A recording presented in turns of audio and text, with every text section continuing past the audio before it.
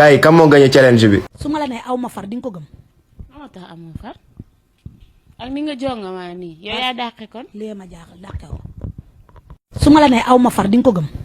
moo tax amoo far ak ni nga jonga maa nii yow yaa dàqe kon. lii ma jaaxal dàqe woo. su ma la nee aw ma far di nga ko gëm. moo tax amoo far ak ni nga jonga maa nii yow yaa dàqe kon. lii ma jaaxal dàqe woo. su ma la nee aw ma far di nga ko gëm.